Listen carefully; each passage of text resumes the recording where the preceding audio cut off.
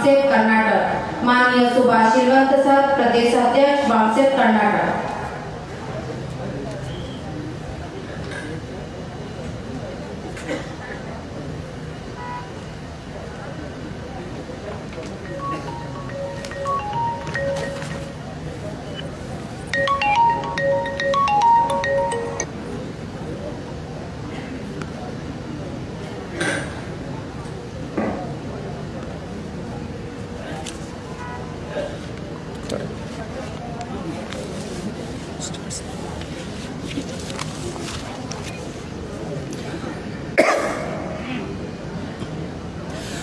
बामसेफ की 36वें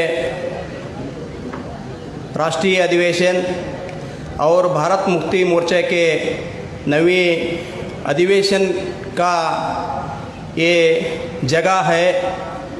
ये आंध्र प्रदेश के कर्नूल में होने जा रहे है। ये दक्षिण प्रदेश का क्रांति भूमि है। दक्षिण भारत का यह ऐसा क्रांति भूमि है। भारत देश में जो आज़ाद होने के बाद ये आंध्र प्रदेश में ये पहला मुख्यमंत्री है, वो ये अंजय्या है। कहीं पर भी नहीं था। ये ऐसा क्रांति भूमि है। यहाँ पर एक इस प्रदेश के मुख्यमंत्री थे, ये टी अंजय्या है। और ये दक्षिण भारत ऐसा धरती है, यहाँ पर कहीं पर भी नहीं थे भारत देश में। जो यहाँ पर श्रीशैल है, वो श्रीशैल में भारत देश में कहीं पर भी नहीं थे। पहला यूनिवर्सिटी श्रीशैल में था। और साथियों, इतना बड़ा योगदान और इतना बड़ा श्रम करके, इतना बड़ा पेंडाल करके, वो तन मन धन से और ये इतना मेहनत करके जो बामसेफ में जो पूर्णकालीन कार्यकर्ता है, वो इतना मेहनत करके हमारे को ये पेंडाल में बिठाकर बात करने के लिए इतना मेहनत करे। बामसेफ के पूर्णकालीन कार्यकर्ताओं को पहले मैं धन्यवाद देता हूँ। साथियों, इस सत्र का विषय है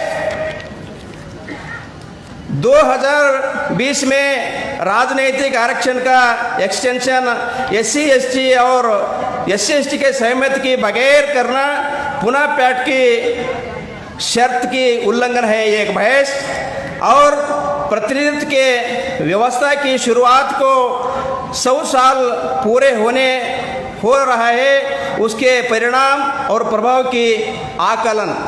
ये सब्जेक्ट के बारे में मेरे को मौका दिया है ये राष्ट्रीय अध्यक्ष वामन मिश्राम साहब को ये बात करने के लिए मेरे को मौका दिए, और सेकेंडली उसको मैं धन्यवाद देता हूँ। साथियों, हम ऐसा सोचते हैं कि भारत देश में बाबा साहब अम्बेडकर की मेहनत से, संघर्ष से हमारे को आरक्षण मिला। तो ये आरक्षण के ऐसा ब्राह्मण है काउंटर करने के मुखा काउंटर कर रहे हैं। आरक्षण के 3 प्रकार के आरक्षण है। Reservation in education, reservation in service और रिजर्वेशन इन पॉलिटिक्स। भारत देश में जो 90% मीडिया है, मीडिया के ऊपर ब्राह्मणों का कब्जा है।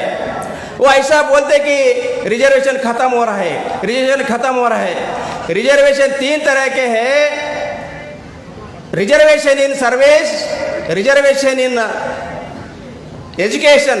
ये दोनों रिजर्वेशन है। जब तक भारत देश में संविधान रहता है तब तक ये रिजर्वेशन रहता है।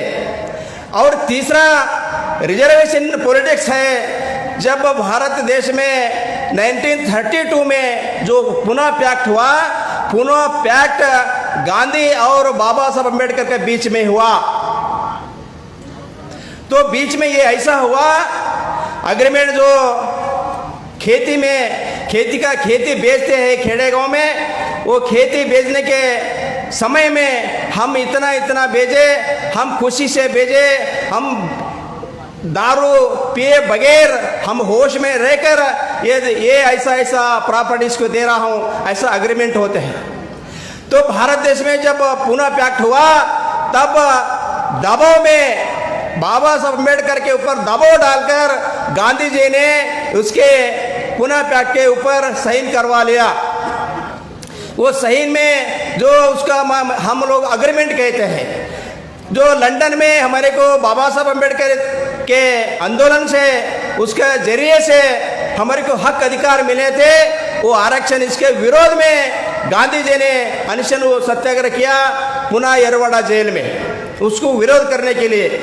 इस भारत देश में दो भारत देश है, एक गांधी जी का देश है भारत और एक डॉक्टर बाबा साहब अम्बेडकर का भारत देश है। साथियों, मैं ज़्यादा वक्त नहीं लेते हुए, जो बाबा साहब अम्बेडकर ने हमारे को इलेक्शन का मौका दिया, उसका अर्थ है वोटिंग पावर। तो ब्राह्मण ने इसका क्या कर दिया, उसको मतदान किया। ब्राह्मण के पास क्या है, मतदान करना, गोदान करना और कन्यादान करना, ऐसा उसको काउंटर करते। ये मतदान नहीं है, ये मताधिकार है, वोटिंग ऑफ पावर है। इसको ब्राह्मण ने मतदान, कन्यादान ऐसा करते हैं। साथियों, ये पूना पैक्ट 10 साल के लिए था और वो 10 साल होने के बाद इसको जब सत्ता में सरकार रहते, जब कांग्रेस पार्टी सत्ता में था, तब इसको एक्सटेंशन करने के लिए क्या कहा, कांग्रेस पार्टी ने बताया हम आरक्षण 10 साल हो गए, इसको कैसा करना। तभी वो जनसंघ हो या कम्युनिस्ट हो, वो सारे के सारे लोग हाथ उठाते थे, उसको अनुमति देते थे, वो एक्सटेंशन होते थे। ये ऐसा सदस्य, कौन सा सदस्य हाथ उठाते थे, तो कांग्रेस पार्टी का हो वो सदस्य उसको पूछते थे और उसको एक्सटेंशन होते थे। इसका वजह क्या है, भारत देश में जो एससी है, एसटी है, वो एससी एसटी समाज के जो बड़े नेता है, बड़े नेता को पूछकर उसको अनुमति लेकर इसको एक्सटेंशन करना है। तो अभी भारत देश में जो हमारे 131 मेंबर ऑफ पार्लियामेंट है, वो कांग्रेस का हो या बीजेपी का हो, कम्युनिस्ट का हो, वो कम्युनिस्ट सीपीआई का हो, सीपीएम का हो, ये हमारा प्रतिनिधि ये नहीं है, वो पार्टी का प्रतिनिधि है, वो दलाल है, बड़वे है। जब चुनने का समय आता, बारी आता, वो समाज के प्रतिनिधि बोलते, चुनने के बाद वो पार्टी का प्रतिनिधि होते। जब हमारे साथी ने एक कहा, इंडिया दिल्ली में जो संविधान जलाया, एक भी मेंबर ऑफ पार्लियामेंट में आवाज नहीं उठाया, इसको कहते हैं हम दलाल भड़वे। तो साथियों, मैं ज़्यादा वक्त नहीं लेते हुए, तो हमारे जो बामसेव के भारत मुक्ति मोर्चा के और भारतीय विद्यार्थी मोर्चा के जो पूर्ण कार्यकर्ता हो, वो अभी हमारे कार्यकर्ता हो, वो फील्ड में जाना, हमारा लोगों को उजागर करना, मैसेज देना। मैं ऐसा कहते हुए मेरे वक्त दिए, इसलिए मैं सभी को आभार, धन्यवाद। जय भीम, जय मूल निवासी। धन्यवाद सर।